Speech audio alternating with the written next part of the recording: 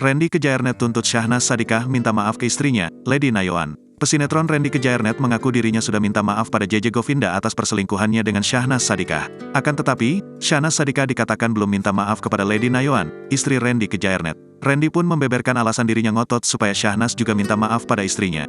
Perlu, minta maaf ke Lady, karena kan yang ngelakuin ini bukan cuma gua, Syahnaz, juga, kata Randy Kejaernet. Diketahui Randy Kejaernet menanggapi respons Syahnaz Sadiqah dan JJ Govinda berkait kabar perselingkuhan yang menghebohkan publik belakangan ini. Syahnaz dan JJ muncul ke publik lewat channel YouTube mereka.